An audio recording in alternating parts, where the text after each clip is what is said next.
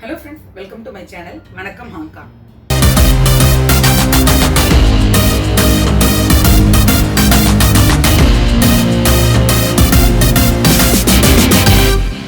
So இன்னைக்கு பாத்தீங்கன்னா lunch எல்லாம் முடிஞ்சிருச்சுங்க.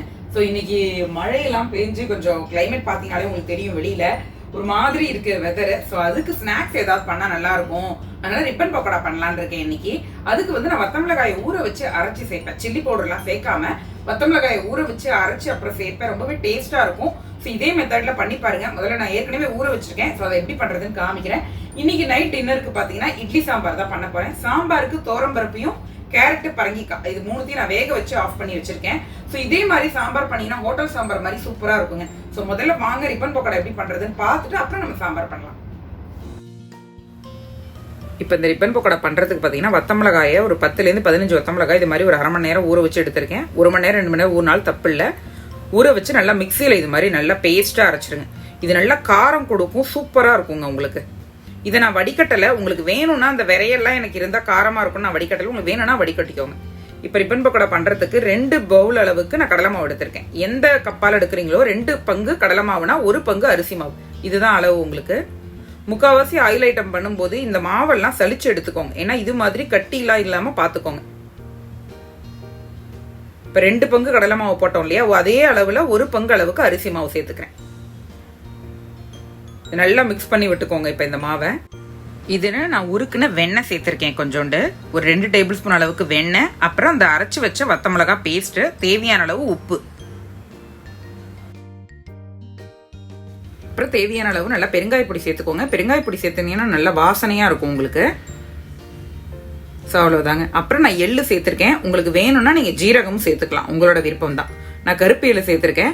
இந்த வத்தமிளகாயில இருக்கிற தண்ணியை விட்டு கொஞ்சம் பிசைங்க. அதுக்கப்புறம் தேவையான அளவு தண்ணியை விட்டு நல்லா மிக்ஸ் பண்ணிக்கலாம். நம்ம ரொம்ப கெட்டியா இல்லாம ரொம்பவும் சாஃப்டா இல்லாம மீடியமா இதை பிசையணும். நம்ம இதுல இந்த வத்தமிளகா காரம், உப்பு, பெருங்காய பொடி எல்லாம் சேரும் போது சூப்பரா இருக்குங்க. இந்த பக்குவத்துல தான் நம்ம பிசையணும். ஸோ இந்த மாதிரி இருக்கணும் கரெக்டா. நமக்கு இது வாசனையா இருக்கும் உங்களுக்கு. அந்த பெருங்காய பொடி அந்த வத்தமிளகாய் எல்லாம் போட்டதுனால நல்ல வாசனையா இருக்கும், காரமா இருக்கும் இந்த ரிப்பன் பக்கோடா. சில்லி பவுடருக்கு பதிலாக இந்த மாதிரி ஊற வச்சு அரைச்சி சேர்த்து பாருங்க, ரொம்ப நல்லா இருக்கும்.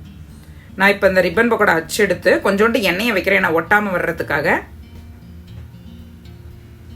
ஸோ அதுக்கப்புறம் நம்ம அந்த மாவை வச்சு எப்பொழுதும் போல நம்ம பொழிய வேண்டியதான். ஸோ இந்த மாவு மட்டும் ரெடி பண்ணிட்டா ஒரு 15லேருந்து 20 நிமிஷத்துக்குள்ள கிடுகிடுன்னு எல்லாத்தையும் பொழிஞ்சிடலாங்க. ஒரு அரை மணி நேரத்தில் சூப்பரான ஸ்நாக்ஸ் நமக்கு ரெடி ஆயிடும்.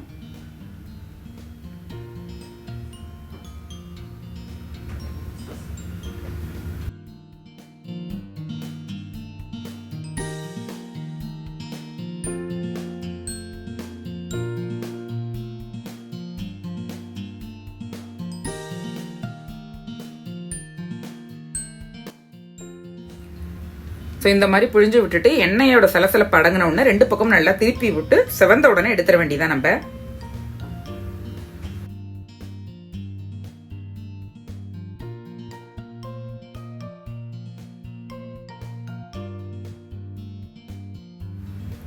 ஸோ இது மாதிரி மற்ற எல்லாத்தையும் நம்ம புழிஞ்சு எடுத்துக்கலாம். இப்போ கடலை மாவு இது நான் கடலை மாவு தான் போட்டிருக்கேன். முன்னாடிலாம் நான் என்ன பண்ணுவேன்னா வீட்டில் வந்து காய வச்சு அந்த மாவை அரைச்சி எடுத்துட்டு வருவேன். அதில் பண்ணீங்கன்னா இன்னும் சூப்பராக இருக்குங்க. கடலைப்பருப்பை நல்லா வெயிலில் காய வச்சுட்டு அதுக்கப்புறம் அதை நம்ம மிஷினில் கொடுத்து அரைச்சி அந்த கடலை மாவை நீங்கள் வச்சுக்கிட்டிங்கன்னா இன்னும் டேஸ்ட் சூப்பராக வரும் உங்களுக்கு. நான் இப்போ கடையில் வாங்கின கடலை மாவு தான் யூஸ் பண்ணியிருக்கேன்.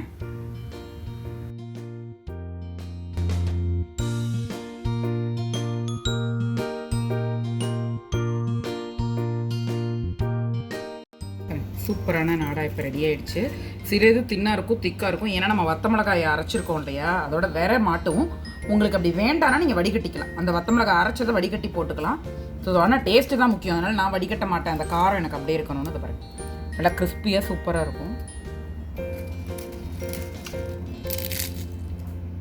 ரிப்பன் பக்கோடா பார்த்துருப்பீங்க. அது ஆல்ரெடி நான் கொஞ்சம் அங்கே ஆற வச்சிருக்கேன். அது கொஞ்சம் சூடெல்லாம் ஆறுனதுக்கு அப்புறம் நல்லா ஏர்டைட் பாக்ஸ்ல போட்டு மூடி வச்சிருவேன். அது கிட்டத்தட்ட 1 வாரம் 10 நாள் ஆனாலும் ஒண்ணுமே ஆகாதுங்க. உங்களுக்கு பூண்டு வாசனை பிடிச்சதுன்னா அந்த வத்தமிளகாயை ஊற வைப்போம்ல, அதோட பூண்டையும் சேர்த்து ஊற வச்சு நல்லா அரைச்சிக்கோங்க. ஸோ தோலெல்லாம் எடுத்துட்டு பூண்டையும் சேர்த்து ஊற வச்சு அரைச்சிக்கிட்டீங்கன்னா அந்த பூண்டு காரம் வத்தமிளகாய் காரத்தோட இந்த ரிப்பன் பக்கோடா ரொம்ப நல்லா இருக்கும். இப்ப சாம்பார் பண்றதுக்கு நான் சின்ன வெங்காயம் எல்லாத்தையும் உரிச்சு ரெடி பண்ணி வச்சுட்டேன். ஸோ நம்ம இப்ப சாம்பார் எப்படி பண்றதுன்னு பார்க்கலாம். இப்ப இந்த இட்லி சாம்பார் பண்றதுக்கு ஒரு பொடி அரைக்க போறோம். ஸோ இந்த பொடியை அரைச்சி பண்ணிங்கன்னா ரொம்ப வாசனையாக இருக்கும். அதுக்கு 4 டேபிள் ஸ்பூன் அளவுக்கு மல்லி எடுத்திருக்கேன், 2 டேபிள் ஸ்பூன் அளவுக்கு கடலைப்பருப்பு, அப்புறம் ஒரு 6-7 வத்தமிளகா உங்கள் காரத்துக்கு ஏற்ற மாதிரி போட்டுக்கோங்க. இந்த சாம்பாரில் நம்ம சாம்பார் பொடியும் சேர்க்க போகிறோம். இந்த பொடியை கடைசியாக மேலே தூவி இறக்குனீங்கன்னா சூப்பராக இருக்கும். ஒரு ஹோட்டல் சாம்பார் மாதிரி அந்த வாசனை ரொம்ப நல்லா இருக்கும் உங்களுக்கு. இதில் வேணும்னா நீங்கள் கொஞ்சோண்டு ஜீரகம் சேர்த்துக்கோங்க, இன்னும் கொஞ்சம் வாசனையாக இருக்கும். ஜீரகம் கொஞ்சோண்டு வெந்தயமும் சேர்த்துக்கிட்டிங்கன்னா வாசனையாக இருக்கும். ஆனால் பேசிக்காக நான் இந்த மாதிரி தான் அரைச்சி வைப்பேன், எப்பயாவது தான் அது மாதிரி சேர்த்துப்பேன் ஜீரகமும் வெந்தயமும். அவ்வளோதாங்க. இப்போ நல்லா 3 செவந்துருச்சு நமக்கு. அந்த கடலைப்பருப்பு மல்லி அதோட வாசனையெல்லாம் வரும். அந்த அளவுக்கு நல்லா வறுப்பட்டதுக்கு அப்புறம் ஆறுனதுக்கு அப்புறம் இதை அரைக்க வேண்டியதான் நம்ம.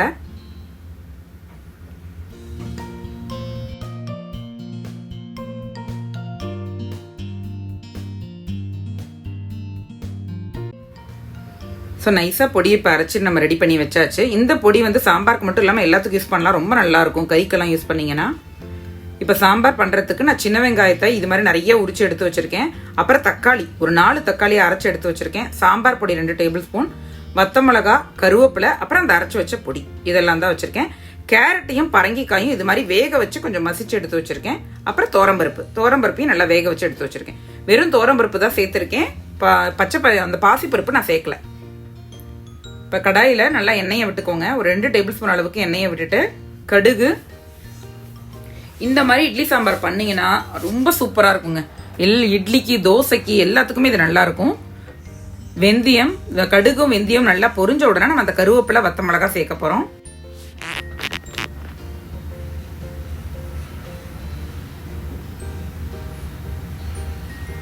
ஸோ அவ்வளோதாங்க. அந்த கருவேப்பிலை வத்தமிளகாலாம் நல்லா பொரிஞ்சதுக்கு அப்புறம் சின்ன வெங்காயம் நான் கிட்டத்தட்ட ஒரு 20 to 25 பல்லு எடுத்திருக்கேன். உங்களுக்கு எவ்வளோ வேணுமோ போட்டுக்கோங்க. இட்லி சாம்பாருக்கு மெயினான டேஸ்ட்டே இந்த சின்ன வெங்காயம் தாங்க, அதனால நிறையா போட்டுக்கலாம் நம்ம. ஸோ சின்ன வெங்காயம் நல்லா வதங்கணும் உங்களுக்கு. அதுக்கு தேவையான அளவு உப்பையும் போட்டு நல்லா வதக்கிடுங்க. உங்களுக்கு நல்லா கோல்டன் ப்ரௌன் கலர் ஆகணும் உங்களுக்கு. அப்போ தான் நல்லா டேஸ்ட்டாக இருக்கும் சாம்பார் நமக்கு. அந்த முழுசாக அந்த சாம்பாரில் கிடைக்கும் போது ரொம்ப நல்லாயிருக்கும். ஸோ சின்ன வெங்காயம் ஓரளவு நல்லா வதங்கி எடுத்துப்பேன்.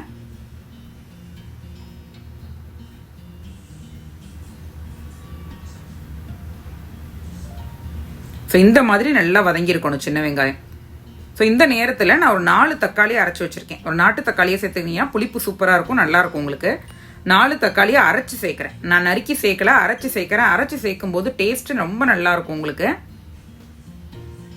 ஸோ தேவையான அளவு தண்ணியும் ஊற்றிட்டு இந்த தக்காளியோட பச்சை வாசனை போகணும், அந்த அளவுக்கு கொஞ்சம் கொதிக்க விடுங்க. நல்லா மூடியை போட்டு அந்த பச்சை வாசனை போகிற அளவுக்கு நல்லா கொதிக்க விட்டுருங்க. ஸோ இப்போ ஓரளவு நல்லா தக்காளியோட அந்த பச்சை வாசனையெல்லாம் போயிருக்கும் நமக்கு. ஒரு 5 to 7 நிமிஷம் இது கொதிச்சதுனாலே அந்த பச்சை வாசனை போயிடும் நமக்கு. ஸோ அதுக்கப்புறம் கேரட்டு பரங்கிக்காய் இது 2த்தையும் நான் வேக வச்சு எடுத்து வச்சிருக்கேன். உங்களுக்கு நல்லா மசிச்சு சேர்க்குறேன். அதில் இந்த கேரட்டும் பரங்கிக்காவும் பார்த்தீங்கன்னா சாம்பாருக்கு, அதுவும் இட்லி சாம்பாருக்கு ஒரு டேஸ்ட் கொடுக்குங்க. ஒரு இனிப்பு உப்பு சேர்த்து ஒரு இனிப்பு டேஸ்ட் கொடுக்கும், ரொம்ப நல்லாயிருக்கும். அந்த கேரட்டு பரங்கிக்காய் போட்டு ஒரு கொதி வந்த உடனே சாம்பார் பொடி நான் ஒரு 2 டேபிள் ஸ்பூன் அளவுக்கு சாம்பார் பொடி சேர்த்துருக்கேன். ஸோ இந்த சாம்பாருக்கு தேவையான அளவு கொஞ்சம் தண்ணியை விட்டு நல்லா கொதிக்க விட்டுருங்க. ஏன்னா இதில் இந்த கேரட்டு பரங்கிக்காய் சாம்பார் பொடி அப்புறம் அந்த தக்காளி இதெல்லாம் ஒன்றா சேர்ந்து நல்லா கொதிச்சு வரணும் உங்களுக்கு. அதோட பச்சை வாசனையெல்லாம் போய் நல்லா கொதிச்சு வரணும். கிட்டத்தட்ட ஒரு 7 to 8 நிமிஷம் நல்லா கொதிக்க விட்டுருங்க இதை. ஸோ டேஸ்ட்டு பார்த்துக்கோங்க, உப்பு பத்தலைன்னா உப்பையும் போட்டுட்டு நல்லா மிக்ஸ் பண்ணி இதை மூடி போட்டு ஒரு 7 to 8 நிமிஷம் நல்லா கொதிக்க விட்டுருங்க.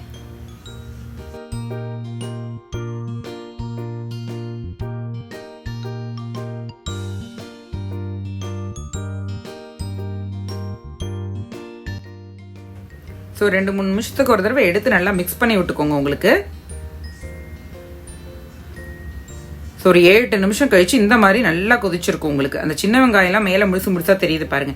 ஸோ அதுதான் டேஸ்ட்டே இந்த சாம்பாருக்கு. அந்த போட்ட கேரட்டு பரங்கிக்காய் இதெல்லாம் ஓரளவு தெரியும், கொஞ்சம் தான் மசிச்சிருப்போம் இல்லையா, அதனால ஓரளவு தெரியும் நமக்கு. இப்போ இதில் சாம்பார் பொடி அதெல்லாம் போட்டிருக்கோம் இல்லையா, அதோட பச்சை வாசனைலாம் நல்லா போயிருக்கும் நமக்கு. இப்போ நான் பருப்பு விடுறேன். பருப்பை நல்லா மசிச்சுட்டு கரைச்சி தான் விடணும். பருப்பு முழுசாக இருக்கக்கூடாது இதில். அதனால நல்லா கையால் மசிச்சுக்கோங்க, இல்லைன்னா மத்தால நல்லா மசிச்சு அதை விடுங்க. அப்போ தான் அந்த இட்லி சாம்பார் டேஸ்ட்டாகவே இருக்கும் உங்களுக்கு. ஸோ அவ்வளோதான். அந்த பருப்பையும் நல்லா விட்டு நல்லா மிக்ஸ் பண்ணி விட்டுருங்க இப்போ. ஏன்னா ஆல்ரெடி பச்சை வாசனை போயிடுச்சு, அதனால் பருப்பை போட்டு ரொம்ப நேரம் கொதிக்கணும்லாம் நமக்கு அவசியம் இல்லை. பருப்பு போட்டுட்டு ஒரு 5 நிமிஷம் கொதிச்சா போதும். பருப்பு போட்டதுக்கு அப்புறம் இந்த அரைச்சி வச்சோம் இல்லையா அந்த பொடியை சேர்த்துக்கோங்க. இதுதான் இந்த வாசனையே இந்த சாம்பாருக்கு. ஸோ இந்த பொடியை போட்டு ஒரு 5 நிமிஷம் நம்ம கொதிக்க விட்டு இறக்கணும்னா சூப்பரான ஒரு இட்லி சாம்பார் ரெடி ஆயிடும் நமக்கு.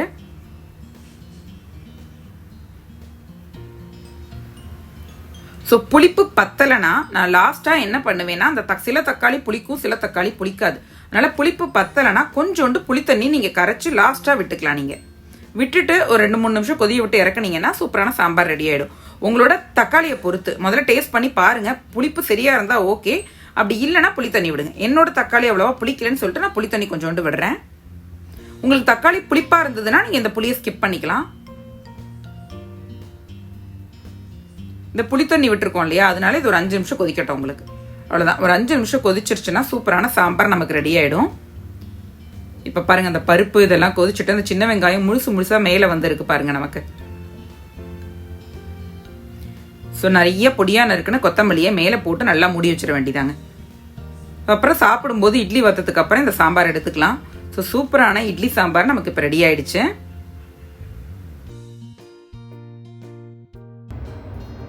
ஸோ வீடியோ பார்த்துருப்பீங்க. இன்னைக்கு ரிப்பன் பக்கோடா, அதுக்கப்புறம் இட்லி சாம்பார் பண்ணி வச்சாச்சு. இன்னைக்கு எங்கிட்ட கொஞ்சோண்டு வடை மாவு இருக்கு. நேற்று கெஸ்ட் வந்திருந்தாங்கன்னு வடை பண்ணினேன், அது கொஞ்சம் மாவு இருக்கு. அதனால நைட்டு வந்து இப்போ சாம்பார் சீக்கிரமே பண்ணி வச்சுட்டேன். மணி இப்போ ஒரு 6:30 தான் ஆகுது. ஸோ நான் ஒரு 7 மணிக்கே நான் இட்லியை பார்த்துட்டு அந்த வடையை போடுவேன். அப்போ வந்து உங்களுக்கு சாம்பாரை நான் விட்டு காமிக்கிறேன் எப்படி வந்திருக்கு அப்படின்னு சொல்லிட்டு. இந்த இட்லி சாம்பார் இதே மெத்தடெல்லாம் கண்டிப்பாக ட்ரை பண்ணி பாருங்க. அந்த பொடி வந்து ஆப்ஷனல் தான். அந்த பொடி போட்டால் அந்த சாம்பார் வந்து கொஞ்சம் வாசனையா இருக்கும். ஸோ அப்படி இல்லைன்னா நீங்க ஸ்கிப் பண்ணிக்கலாம். நார்மலா எப்பொழுதும் போல பண்ணிக்கலாம். பொடி இருந்ததுன்னா அதை வறுத்து அரைச்சு சேர்த்துக்கோங்க. அப்படி இல்லைன்னா நார்மலா சாம்பார் பொடியை வச்சு இந்த சாம்பார் பண்ணலாம், ரொம்பவே நல்லா இருக்கும். ஸோ நான் இட்லியும் வடையும் பண்ணிட்டு அதுக்கப்புறம் நான் உங்களுக்கு காமிக்கிறேன் அந்த சாம்பார் எப்படி வந்திருக்கு அப்படின்னு சொல்லிட்டு நான் காமிக்கிறேன். ஸோ அவ்வளோதாங்க, இட்லியும் வடையும் நான் ரெடி பண்ணிட்டேன். ஸோ இந்த மாதிரி சாம்பார் இருந்ததுன்னா அந்த சாம்பார் வடை இருக்கும் இல்லையா, அதுக்கு கூட நீங்கள் ட்ரை பண்ணலாம். வடையை போட்டுட்டு ஒரு 1/2 மணி நேரம் ஊற வச்சு சாப்பிட்டீங்கன்னா சூப்பராக இருக்கும் சாம்பார் வடை. ஸோ சாம்பார் எப்படி வந்திருக்கு பாருங்க. அந்த சின்ன வெங்காயம், கேரட் இதெல்லாம் கண்ணுக்கு தெரிஞ்சு ரொம்ப சூப்பராக இருக்கும் உங்களுக்கு. கேரட் பம்கின்லாம் கண்ணுக்கு தெரிய வேணாம்னா நல்லா மசிச்சுக்கோங்க. ஸோ கண்டிப்பாக இதே மாதிரி ட்ரை பண்ணி பாருங்க சாம்பார். ஸோ அவ்வளோதாங்க, இன்னைக்கு வீடியோ இதோட முடியுது. ஸோ பார்த்துருப்பீங்க, இட்லி வடை சாம்பார் எல்லாம் நம்ம பண்ணியாச்சு. ஸோ சூப்பராக நைட் டின்னரும் ஆயிடுச்சு. இனிமேல் கொஞ்சம் பாத்திரம் இருக்கு, பாத்திரத்தை நல்லா க்ளீன் பண்ணிட்டு அதுக்கப்புறம் நம்ம நைட்டு ரெகுலர் ரொட்டீன் தான். ஸோ இதோ இந்த வீடியோ உங்களுக்கு பிடிச்சிருக்கும்னு நினைக்கிறேன். கண்டிப்பாக இந்த சாம்பாரும் சரி, அதுக்கப்புறம் அந்த ரிப்பன் பக்கோடாவும் கண்டிப்பாக ட்ரை பண்ணி பாருங்க. இட்லிக்கு மட்டும் இல்லை, மினி இட்லி பார்த்தீங்கன்னா இந்த சாம்பார் சூப்பராக இருக்கும். அதே மாதிரி நீங்கள் தோசை, உப்மா எல்லாத்துக்கும் பண்ணலாம் இந்த சாம்பாரை. ஐ ஹோப் இந்த ரெசிபி உங்களுக்கு பிடிச்சிருக்கும்னு நினைக்கிறேன். இன்னொரு இன்ட்ரெஸ்டிங்கான விளாகோட உங்க எல்லாரையும்